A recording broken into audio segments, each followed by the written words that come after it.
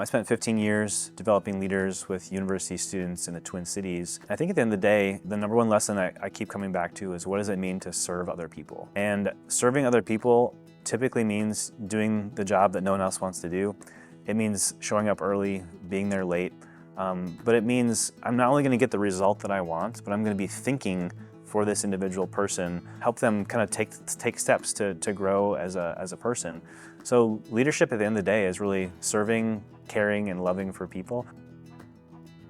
At the end of the day, your investors want to be good stewards of the time, talent, treasure that God's entrusted to them. And a lot of people have a vision for impact that they want to help create. Caring for people, pastoring people is really the same thing. And I think a lot of people also struggle with what's on the other side of financial freedom. Financial freedom being that magic number where your passive income exceeds your ordinary expenses. A lot of people have dreams of what that could look like, whether that's just more time with family, more time with their kids. As a fund manager, I view part of my role not only in helping people get great returns on their money, but also helping unlock potential for what people are going to do kind of for the rest of their life. What do they want to be known for? And that's the beautiful thing about alternative assets is it can often speed up or multiply how quickly people can get there. So that's what makes me so excited about offering alternative investments in multifamily to my investors.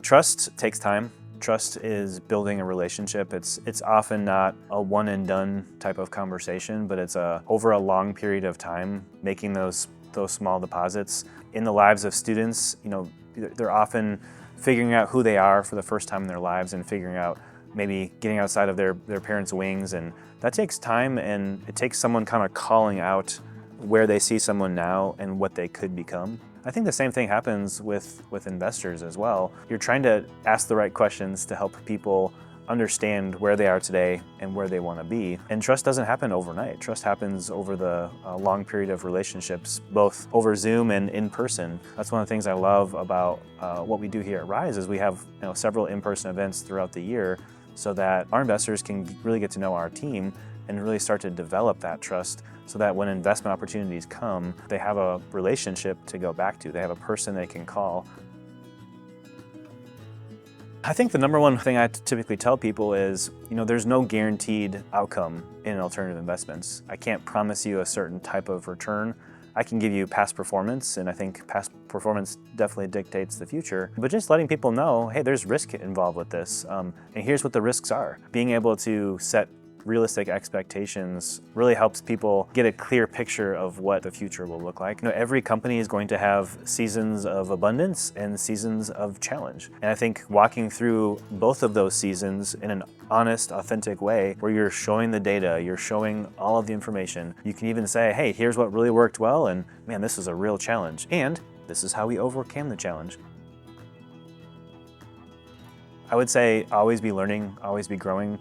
One of the reasons we're starting the On the Rise podcast focus on faith-driven leaders is I think there's a lot of faith-driven leaders out there that want to incorporate their faith more into their everyday life, but they don't know how to do that. They don't maybe have examples of what that looks like. I think a lot of people think about their faith as maybe that's my Sunday thing or my Wednesday night thing. And it's more challenging to integrate your faith into all of life, whether it's your daily rhythms or rituals that you do personally or with your friends or with your family, but learning how that works, learning how to partner with God. And one of the reasons I'm really excited about launching this Faith-Driven Leader series for the On the Rise podcast is I think it's going to meet a need for a lot of leaders who want to continue growing as a leader. They want to win at work, they want to win at home, they want to win in community, and they want to incorporate their faith in that journey. I'm still learning what it means to partner with God, but on several calls with investors, just even asking one simple question,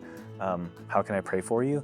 That can be a real unlock for people. I think everyone faces seasons of challenge and trial. And one of the beautiful parts about being someone who's grounded in their faith is when you do have those seasons of trial, when you do have those seasons of a diagnosis that you weren't expecting or a loss of something, that's when your faith can really come in and meet the need, knowing that there's a God of this universe who knows every person's name. And when a God knows you that instinctively, and when a God knows you that specifically, I think it gives you peace, knowing that your days are both numbered and he has a plan for each person that he's created in his image.